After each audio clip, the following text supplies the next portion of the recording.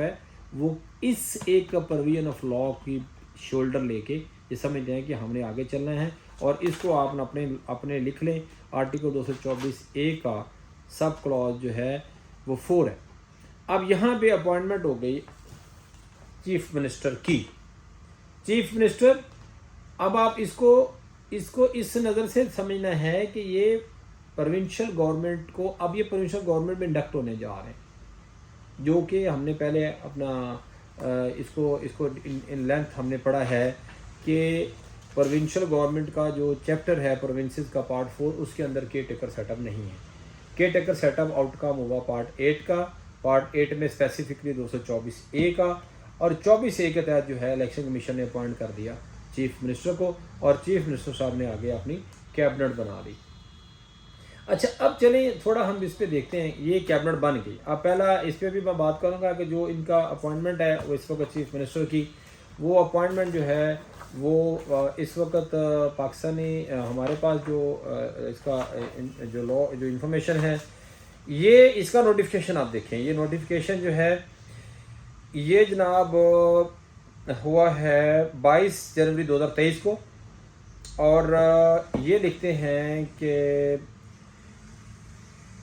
Clause 3 of the Article 224A of the Constitution of Islamic Republic of Pakistan, and the result of the detailed deliberation made on 22 January 2023, the Election Commission of Pakistan has unanimously decided to appoint Syed Mohsen Raza Naqvi as caretaker minister, Chief Minister Punjab with immediate effect by order of the Election Commission of Pakistan। नीचे ये notification, ये election commission of Pakistan ने अपना एक notification जारी कर दिया। इसके अंदर ये बात नहीं लिखी कि जो इलेक्शन है वो क्या 28 दिन के, वो जो इनका अपॉइंटमेंट है इट इज़ फॉर 90 डेज और अदरवाइज। तो केयर टेकर, और ये आपको दोबारा से इसको समझना पड़ेगा कि unanimously decide to appoint Syed Mohsin Raza Naqvi as caretaker chief minister Punjab. अब आ जाए बिजनेस रूल। यहाँ पे एक मुझे लगता है कि डिफ़िकल्टी क्रिएट हो जाती है। The Punjab government rule of business 2011, ये 2011 की इनेक्टमेंट है। यहाँ पे कैबिनेट का मायने जो है वो सिर्फ ये लिखा गया है, cabinet mean the cabinet of ministers with the chief minister at its head as mention in the article 130 of the constitution. तो इसका क्या मतलब हुआ फिर जो ये कैबिनेट है, फिर तो ये बिजनेस रूल्स के मुताबिक ये कैबिनेट जो है वो कैबिनेट की डेफिनेशन में नहीं आ सकती है। ये भी एक हर्डल है वो क्रॉस करनी है, क्योंकि बड़ी लंबे चौड़े पैमाने के ऊपर बहुत सी चीज़ें मौजूदा गवर्नमेंट कर रही है। लेकिन बहरहाल ये बिजनेस रूल्स कहते हैं कि वो कैबिनेट जो 130 में है प्रोविंशियल गवर्नमेंट के, वो कैबिनेट असल में कैबिनेट है।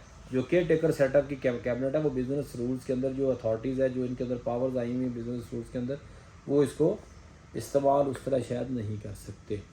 अब आ जाते हैं कि केयर टेकर सेटअप जो है इसको आगे इतनी एम्पल्स पावर्स कहाँ से मिल गई कि जो ये क्या कर सकता है care taker setup. Care taker जो गवर्नमेंट है ये क्या कर सकती है। तो यहाँ पे हमें जो है वो हमें आइन को छोड़ देना पड़ेगा। आइन को जब हम छोड़ते हैं तो आइन जो है वो फिर हम नीचे कहाँ फिर कैसे उसको देखें ना। आइन के अंदर तो कहीं नहीं लिखा कि केयर टेकर गवर्नमेंट के पास क्या अथॉरिटी है और क्या अथॉरिटी नहीं है, बल्कि वो तो गवर्नमेंट की डेफिनेशन प्रोविंशियल असम्बली प्रोविंशियल जो प्रोविंसेस की उसकी पार्ट चैप्टर के अंदर पार्ट के अंदर ही नहीं है। उनके किसी चैप्टर में केयर टेकर सेटअप का डिस्कस नहीं किया गया।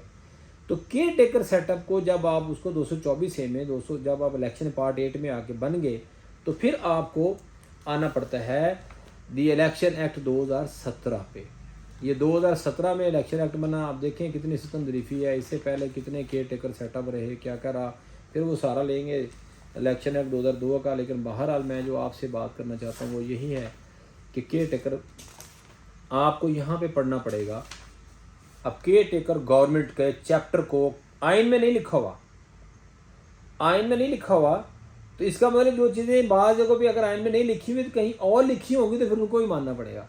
आइन की हैसियत से कैसी बात है, यानी कि कॉन्स्टिट्यूशन नहीं बता रहा केयर टेकर सेटअप क्या कर सकता है, लेकिन एक आपका उसी असम्बली का एक एनेक्टमेंट बता रही है कि केयर टेकर सेटअप क्या करेगा।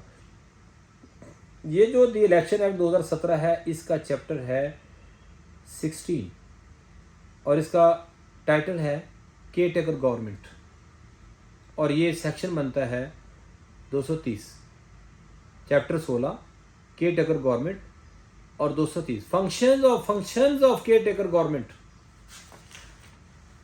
अब ये इन्होंने क्लॉजेज के अंदर डिफाइन करके इसको जी तक क्लॉज लेके गए हैं और उसके बाद आगे इन्होंने इसका जो है वो 230 के बाद उसका सब क्लॉज 3 भी रखा है, सब क्लॉज 4 भी है। In this section caretaker government means the caretaker federal और the caretaker provincial government. इसके अंदर बहुत सी चीज़ें लिखी हैं लेकिन बिल्कुल ये बात लिखी है वाज़िया तौर पे कि caretaker government day to day affair चला सकती है, इसके अलावा केयर टेकर गवर्नमेंट कुछ भी नहीं कर सकती। ये मेरा फर्म व्यू है। इसके ऊपर अगर किसी दोस्त के तराज हो तो I am sorry for that, because कि केयर टेकर सेटअप आया है just to run to day affairs, not to decide the larger interest of the country और बहुत बड़ी बड़ी चीज़ें। तो मैं ये समझता हूँ कि इसके ऊपर गौर करने की ज़रूरत है। तो मैंने आपको बिजनेस रूल बता दिए, आपको मैंने आइन बता दिया, आपको मैंने chapter 16 of the election act बता दिया। अब आ जाएं इसके ऊपर हम बात करते हैं वो जो आप प्रेसिडेंट ऑफ गवर्नर वाली बात है वो तो आप हमने छोड़ ही दिया। वो क्यों मैं कहना चाह रहा था, वो मैं इसलिए कहना चाह रहा था कि गवर्नर एंड प्रेसिडेंट जो होता है ना, ये एक ऐसा